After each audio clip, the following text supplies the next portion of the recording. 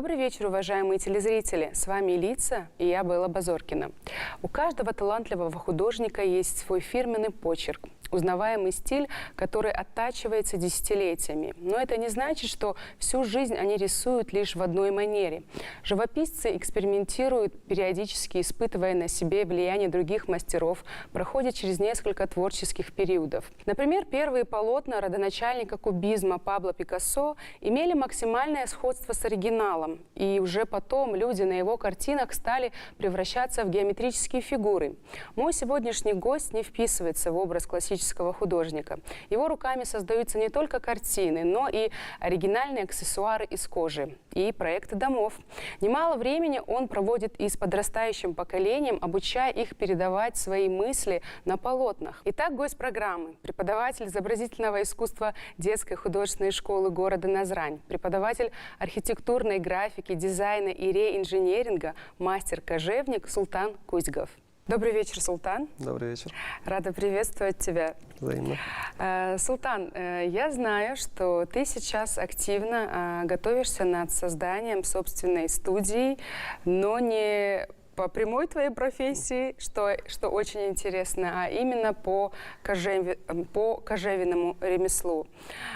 Скажи, откуда вообще эта любовь к этому ремеслу появилась, и как твоя профессия основная, художника, архитектора, пригодилась тебе в новом ремесле? Непосредственно с кожей я познакомился уже на последних курсах Академии художеств имени Репина, где я учился с 2010 по 2016 год. И первое мое изделие уже было где-то на курсе 5. И с тех пор, идея это была создать только один кошелек для себя, просто увлечение такое было. Но потом это затянулось таким образом, что поступили даже непосредственно сразу же поступил заказ небольшой на изготовление блокнотов, то есть обложек для блокнотов. Именных, наверное. Да, именные. Да? В общем, была идея у моей одногруппницы, которую мы вместе воплотили. И, возможно, скорее всего, это послужило тому, что я дальше продолжу работать. Слушай, в связи с известными событиями, которые происходят в мире, мы понимаем, что сейчас очень большая ответственность лежит на отечественных производителях. Я думаю, что сейчас у тебя просто уникальный шанс, что рынок сужается, и я думаю, что у тебя сейчас здорово как раз-таки работа-то прибавится. Как ты считаешь? Наверное, да. Но есть тут и другие моменты. Допустим, если до сих пор я работал с сырьем иностранного производства, в большинстве своем это Италия, да?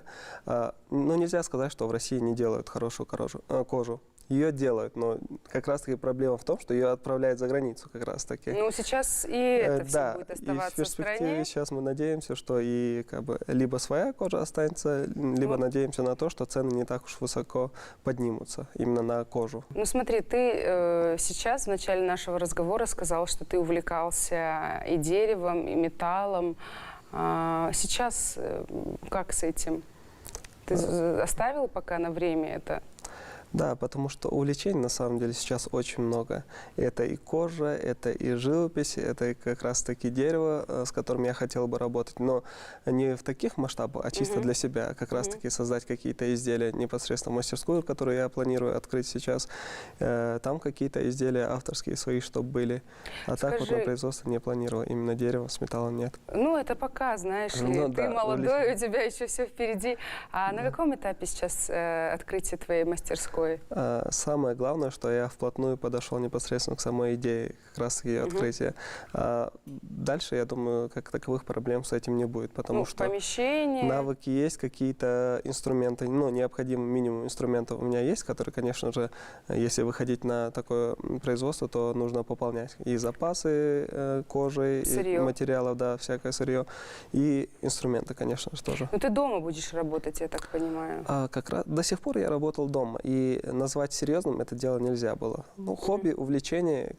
Но я думаю, сейчас настало время, потому что и опыта хватает, и навыков уже, скажем так, выходить в люди, чтобы мое творчество было уже известно местным хотя бы. Смотри, вот, то есть я сегодня хочу купить у тебя там, ты задел, ну, чтобы нашим зрителям было понятно, это ну, там, не только кошельки, это ремни, и мужские ремни, и аксессуары, мужские и женские, там, ремешки. В общем, весь спектр галантерейных изделий я могу сейчас сделать. В общем, допустим, те же блокноты, которые ты говоришь, какие-то авторские, оригинальные по заказу, по желанию заказчика, ты все воплощаешь.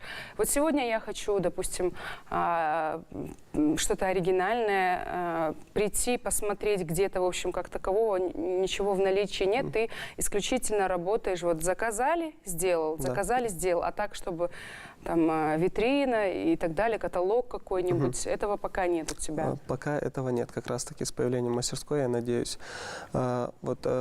Непосредственно сам процесс заказа, да, в этом как раз-таки мне помогают мои как бы, знания, именно там, чтобы изобразить, пока на бумаге изобразить.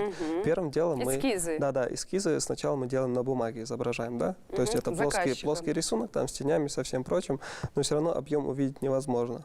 Потом это переходит в бумажный непосредственно макет, где мне тоже помогает макетирование, которое изучали мы в академии. Я видела твои работы, и мне хотелось бы, чтобы ты как-то был решительнее и настойчив в реализации своих проектов, потому что то, что я видела, это было очень качественно и оригинально. На мой взгляд, тебе немножко не хватает такого вот напора. Но я понимаю, что художники особенно, они как-то там живут в своем мире, там, я художник, я так вижу и так далее. А домашние как-то не стараются тебя немножко подгонять в этом, торопить тебя? Мне тоже хотелось бы быть более решительным, да. Не только домашние, и коллеги мои на работе, и все, кто меня окружает, все в один голос говорят, что мне надо уже всерьез заняться этим делом. Ну смотри, ты ведь сейчас занимаешься, как бы плотно хочешь этим, а не скучаешь ли ты по холсту, по кисти? Ты ведь и лепишь, ведь и пишешь пейзажи, и вообще, в принципе, ты делаешь все. У тебя есть очень серьезная база, ты закончил очень серьезный вуз. Не скучаешь по этому? Не будешь скучать? Пока, честно говоря, скучать не приходится. И, честно говоря, я не планирую бросать преподавательскую деятельность, потому что занятия, скажем так, факультативные, да, это дополнительное образование. Я могу в удобный для меня день выбрать и заниматься непосредственно преподаванием, где я непосредственно связан и с живописью, и с рисунком, со всем. Также, если говорить про архитектуру, также я помогаю студентам заниматься, как бы, развиваться именно в этом плане. И тем, кто планирует поступать на архитектуру. Не устаешь ты отдавать? Ведь преподавание, педагогика – это же постоянная отдача. Не устаешь? Я думаю, что я не устал бы, будь у меня как раз-таки отдача от студентов.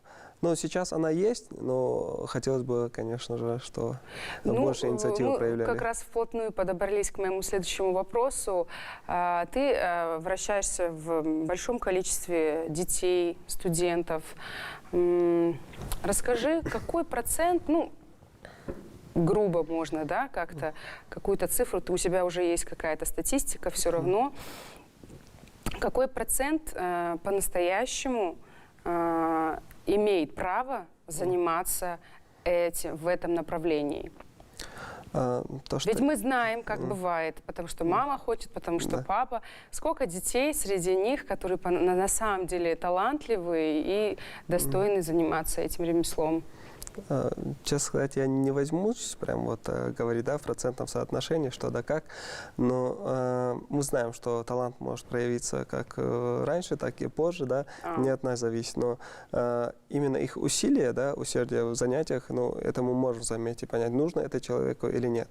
Конечно, есть некий процент тех, кто пришел, не знаю для чего, случайно. Пришли, да, оказались здесь случайно, но опять же, нельзя и их отбрасывать, потому что, как мы видим, меня, да, я ушел немножко в другую профессию. Ну, не сказать, что ушел, но увлечение у меня есть, да, которым я планирую серьезно заняться. Опять-таки, твоя база, она очень тебе помогает. Да, без базы, конечно, никуда. И я надеюсь, что даже если сейчас это им не интересно, что впоследствии им это поможет. Если они закончат свое учебное заведение, даже будь это художественная школа, будь это колледж, я надеюсь, что это в дальнейшем им поможет в любом случае. Ты не устаешь от такого количества? Ведь у тебя и школа, и колледж.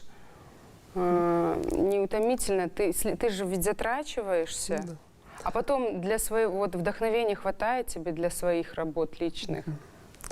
Усталость как таковую замечаю только после того, как я выхожу из этой атмосферы. То есть, когда это творческая атмосфера, когда я работаю, я вообще не замечаю усталость, потому что и работой, на самом деле, это назвать трудно. Что и преподавание, что увлечение кожей. То есть это ты все получаешь удовольствие, Да, я да? во всем этом получаю удовольствие исключительно. Смотри, Султан, ведь очень много коллег твоих художников, они там готовятся к персональным выставкам, пишут картины, собирают коллекции. Почему у тебя вот именно вот кожа и все? Честно говоря, когда я вижу как раз-таки, как люди Не выставляют, хочется, вот делают когда свои ты видишь персональные- выставки Я коллег? думаю, во мне что-то щелкает, и я думаю, что мне стоит как бы. Да. Для этого, ну, не так уж и много надо, просто Я сесть и не сделать. сомневаюсь, что у тебя Вот, поступало предложение из нашего музея изобразительных искусств для создания выставки, для создания коллекции, точнее. Да, предложения были выставиться, но сейчас у меня как раз таки работ, чтобы выставить, как таковых нет. Это, наверное, как-то из кожи пошло, то, что у меня в наличии ничего нет, так и с произведением, скажем Ну, так, в это живописи. порядка, по-моему, 30 работ должно быть, да, на да. одну выставку. Ну, нужно соответствующее настроение, чтобы написать работу, да? Ну, Кроме смотри, навыков еще. вдохновение вообще, как у тебя с этим? Ты ждешь его или же ты работаешь потому что надо? Потому что у каждого художника, поэта, творца, у каждого разный принцип работы. Кто-то ждет, кто-то все равно садится и работает. Как у тебя? Мне как раз таки вот это вот надо всегда помогало. Всегда помогало, да. То есть ты не ждешь? Да. Мне просто вот проблема в том, чтобы начать. Если я начинаю, то вдохновение приходит само. Мне просто надо начать. Даже есть у меня настроение, нет у меня настроения для работы. Главное начать, а дальше я увлекаюсь, и как бы все нормально уже проходит. Ну смотри, вот интересно, твои домашние, когда ты выбирал такую необычную профессию, в принципе, для нашего народа такая достаточно оригинальная профессия. Как твои домашние тебя поддерживали? Тем более еще уехать в другой город большой, в такой вуз поступить. Ведь не просто было мальчику из Ингушетии. Мне всегда давали право выбора, откровенно говоря.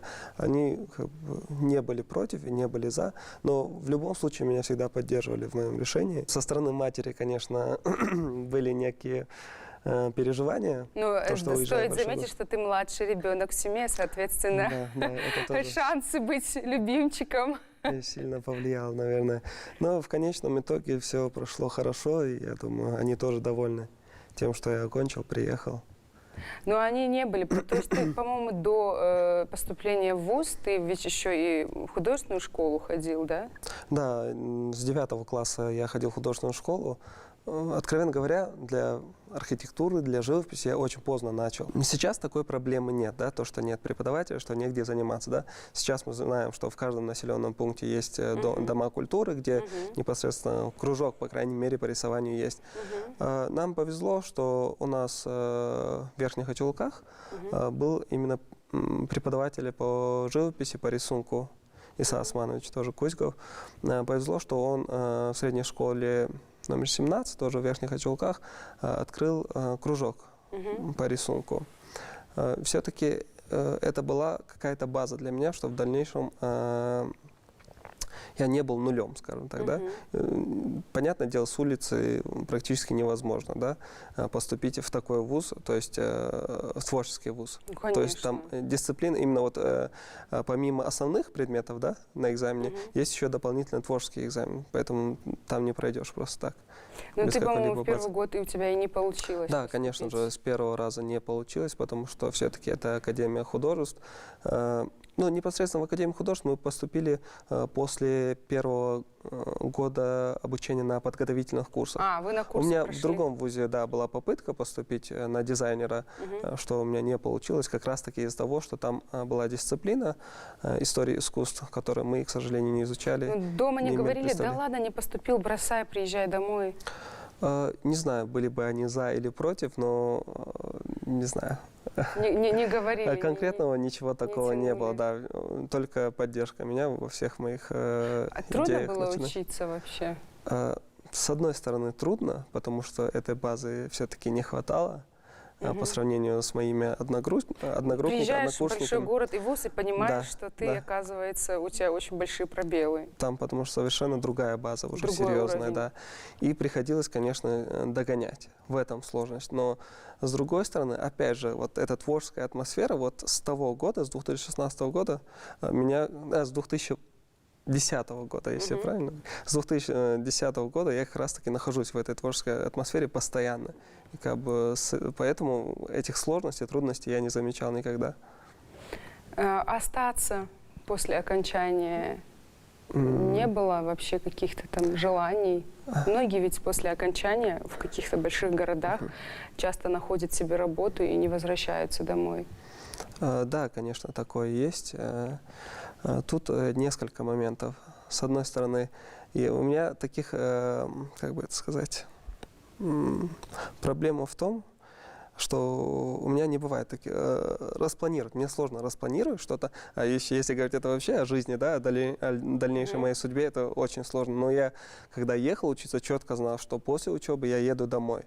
И это у меня сохранилось до конца. То есть сомнений никогда не было. Не менялось. Да, но сейчас я понимаю, что все-таки это была ошибка. Но в том плане, что мне стоило остаться хотя бы на несколько лет поработать там.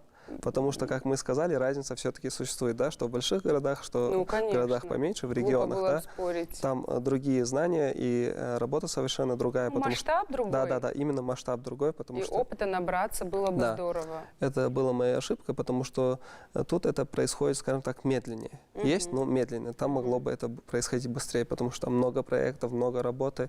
Отдохнуть, конечно, не получилось бы, но самое главное — опыт. И это я как раз-таки советовал бы для студентов, которые сейчас учатся, что все-таки хотя бы пару лет им стоит поработать там, чтобы большую пользу приносить для республики. Это не только в твоей профессии. Мне кажется, это в любой профессии. Да, вот как раз-таки я имею в виду, что в любой профессии стоит как раз-таки поработать, несколько лет набраться опыта, чтобы приехать и приносить пользу.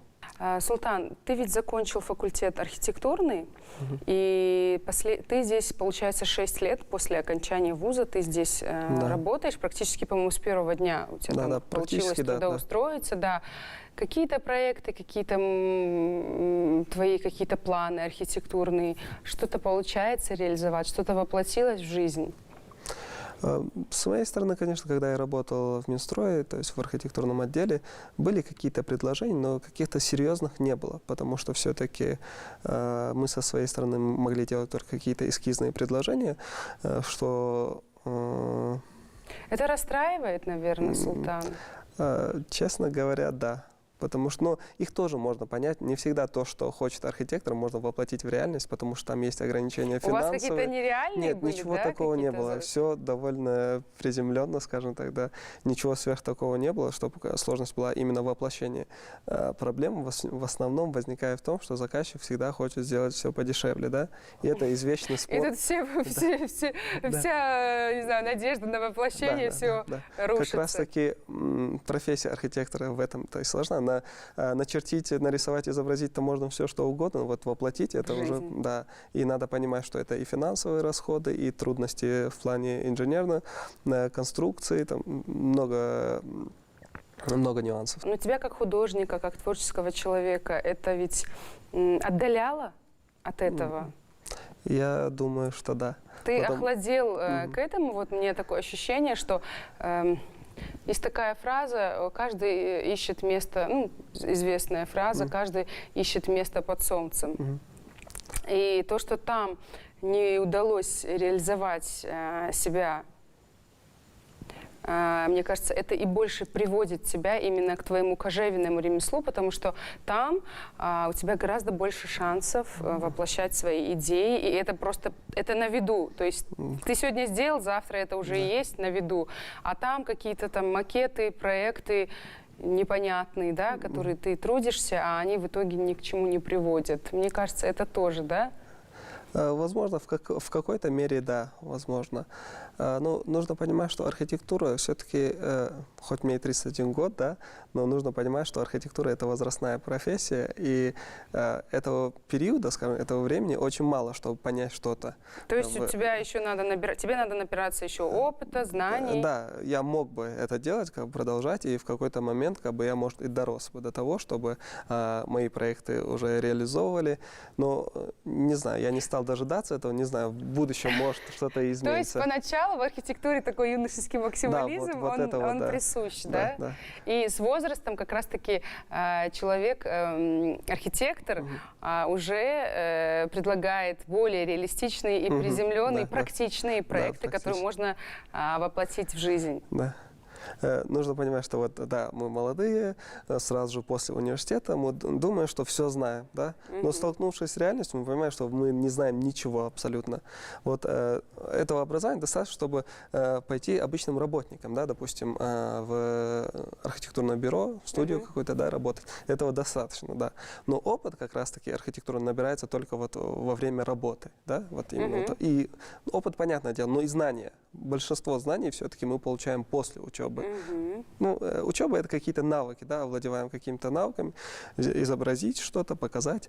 Вот именно вот опыт архитектурно-жизненный, скажем так, получается только во время работы непосредственно, временем, когда мы занимаемся этим. А у кого-нибудь в семье, вот ты в кого-то там бывает, там, в бабушку, в дедушку, в тетю, в дядю, у кого у тебя вот это талант и желание, любовь к искусству? Вот когда я учился, у всех практически была связь какая-то с творчеством. Практически у всех. Но я, в некоторый момент, конечно, задумывался, было ли у меня интересно, что-то. в кого это я, да? Да, с нуля, наверное, ничто не рождается. Но из того, что я смог вспомнить, это только брата, который во время, школы увлекался рисунком, но во что-то серьезное это все-таки не переродилось. Возможно, я думаю, что у него был талант, я думаю, что он мог бы. Если бы развивал. Да. Но он ушел немножко в другую профессию. Ну смотри, педагоги, всемирно известные педагоги по вокалу утверждают, что у них там есть какие-то определенные методики, по которым любого человека практически, как бы даже безнадежного, можно научить петь. Вот что касаемо рисования, можно ли, я абсолютно просто ноль, возможно ли меня абсолютно просто, даже круг не могу ровно начертить, возможно ли меня научить абсолютно бездарного в этом направлении человека?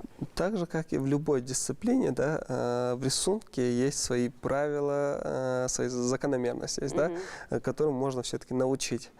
Но вот именно, не знаю, есть ли абсолютно безнадежные люди в этом плане, потому что я до сих пор не сталкивался, да, потому что все-таки что-то они не придут учиться, есть, наверное, да. совсем такие, как я. Ну, из тех, по крайней мере, кто пришел, к какому-то результату они точно приходят, да, как бы можно сравнить, что было в начале, что потом, и все-таки они, конечно же, учатся. Вопрос в том, насколько далеко они пойдут. Все-таки я думаю, что у некоторых людей все-таки есть потолок, да, а у некоторых его нет. Если вы в своей нише, то до потолка вы никогда не дойдете. Это бесконечный путь. Можно развиваться до конца жизни. Вот у некоторых есть этот потолок ограничений, да, переступить которые они не могут, дошли и все. Что и требовалось доказать. В общем-то, примерно так я и ожидала. Султан, расскажи, большая семья у вас? Сколько детей в семье? Я был самым младшим. У нас 6 братьев, папа, мама. 6 братьев, сестер нет? Нет, сестер нет, и я самый младший в семье. Отец у меня работал в разных профессиях. На самом деле, последняя его работа была связана с нефтью, нефтяная промышленность. А мама, у мамы одна профессия, это мама. Домохозяйка. С тех пор, как самая она важная вышла замуж, дальше.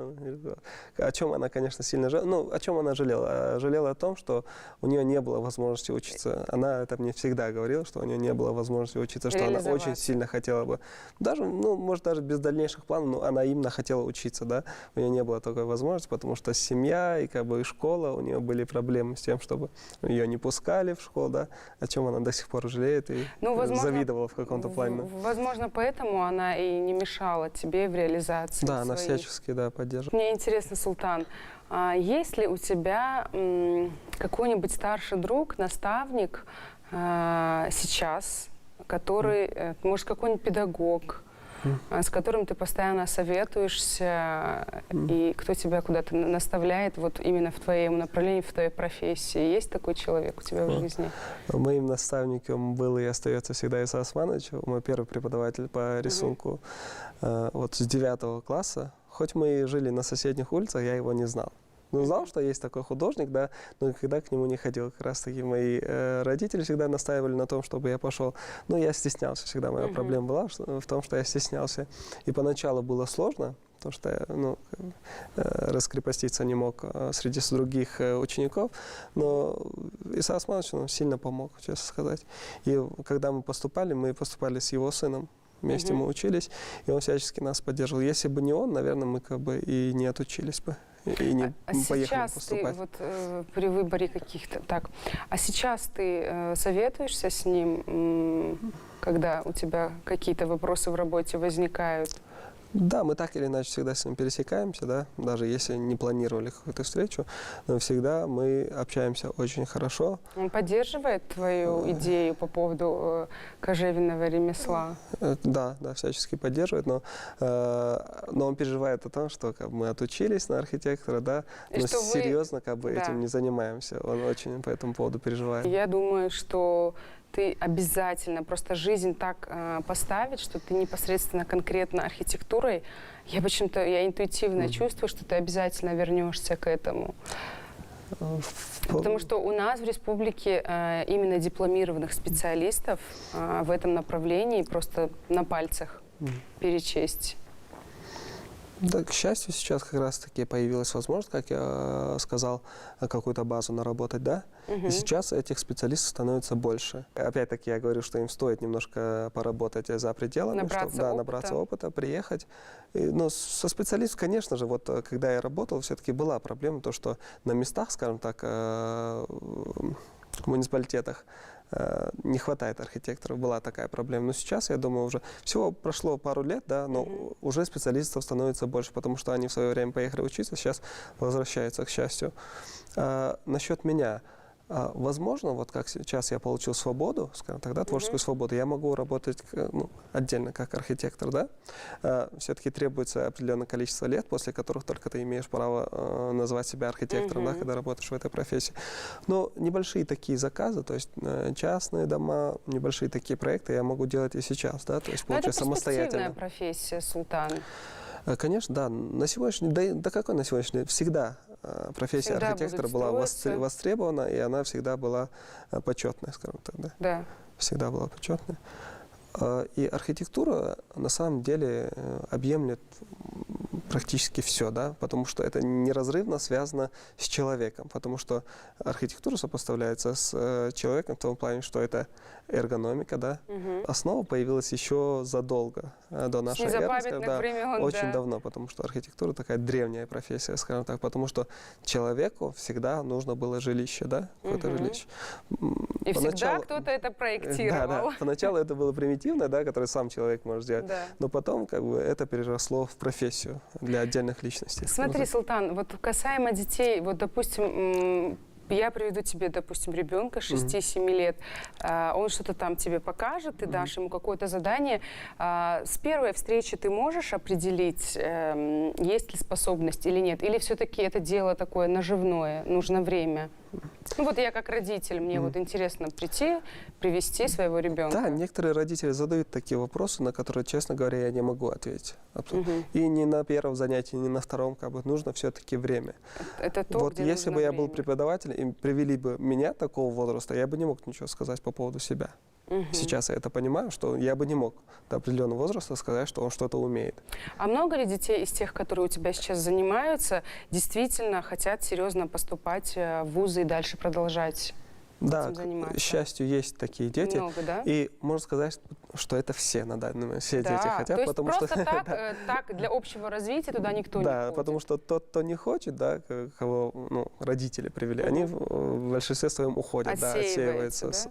да. То есть на данный момент ты занимаешься с ребятами, которые, в принципе, уже точно решили, Да. что будут идти дальше, поступать в вузы именно по этому Есть направлению. несколько человек, которые там сомневаются, да, в какую профессию пойти до определенных пор. Но тоже, опять же, тут есть какое-то влияние родителей, которые в большинстве своем хотят. Для нашего региона, наверное, актуально, то, что в медицину все хотят. Да. Медицину, Ну, это утрясется, думаю, к Да, моменту это- поступления все равно. да. Султан, ты доволен всем, что у тебя сейчас происходит в жизни? С одной стороны, полностью да, а с другой стороны... В чем твоя то, что нереализованность? не реализовал себя, Как если артист? говорить откровенно, ни в одном из направлений до конца я себя на данный момент не реализовал. И Смело. проблема в том, что меня тянет и туда, и туда, и туда. Во всех направлениях. И я не могу определиться с тем, что, в чем я хочу быть, как бы, Доминировать. углублен Какая всецело, да, как бы заняться этим. Сложно, когда ты все умеешь, вот честно, когда ты можешь и с деревом работать, и на холсте работать, писать картины, и с кожей работать. Сложно на самом деле. Ну, художники, они такие, знаете ли. С этим, да, большая сложность, Сложно большие определиться. проблемы, да. Но есть один плюс. Если тебе что-то надоест, ты без проблем можешь выйти в другую Переключиться. сферу. Да, в этом какой-то Это плюс большой есть. плюс, Но согласна. всегда чем-то быть увлеченным на самом деле очень сложно. Поэтому до сих пор кожу я называл хобби. Все-таки отдушина такая, да, которой я мог заниматься после Это в работы. поиске. Да, ну я надеюсь, что все-таки я реализую себя в этом. Ну, опять же, не теряя связь с другим, потому что и в коже я тоже подвязан, все взаимосвязано, как бы живопись и с рисунком, и с архитектурой, потому что пропорции, соотношения, масштабы, эргономика, потому что как и здание, да, эргономика влияет, имеет значение, также и в кожевенном ремесле, потому что все это изделия делаются Соблюдать для нужно людей, пропорции. и эргономику надо Да. соблюдать, чтобы это было удобно, как бы и в ношении, и в пользовании, чтобы было удобно человеку, не только красиво, но и удобно. Что ты пожелаешь нашим зрителям? Так, в первую очередь, наверное, все-таки найти себя. Странно слышать от человека, который все-таки до сих пор в Ну, это в то, что поисках, себе да, желаешь, да. то Да, и да, людям да, желаешь. И еще хотел бы все-таки, чтобы давали себе свободу в том плане, что не сомневались в себе, что у них есть, как бы, у них есть возможность, всегда есть возможность. Что-то их останавливает. Ну, опять же, это через себя я проецирую, да, потому что ты всегда сомневаешься, смогу ли я, нет. Я думаю, все-таки стоит отбросить это все и просто идти вперед. Быть уверенней. Да. Султан, спасибо тебе. Мне кажется, на мой взгляд, у нас состоялся очень такой творческий, легкий, интересный разговор. Мне было очень интересно с тобой пообщаться, много чего интересного и нового узнала. Спасибо за то, что ты был максимально откровенен, и это очень ценно и приятно было слушать без лишнего пафоса. И это было на самом деле очень... Это дорогого стоит. Спасибо тебе, что ты так открылся нашим зрителям. Это приятно слушать. Султан, я даже не знаю, что тебе пожелать, потому что, мне кажется, ты максимально счастливый человек, потому что ты очень иронично, во-первых, смотришь на себя, знаешь свои какие-то недостатки, и свои плюсы и минусы, и это как раз-таки тебе поможет дальше развиваться. Ты настоящий художник, это абсолютно точно. Вечно в сомнениях, в терзаниях, в поисках. Оставайся всегда таким. Желаю тебе удачи и не теряй себя. Ты, вправду, замечательный. Удачи. Спасибо, что пригласили. Было приятно пообщаться с вами. Спасибо. Художник может изображать не то, что видит, а то, что будет видно. С вами была программа «Лица». Всего вам самого-самого доброго.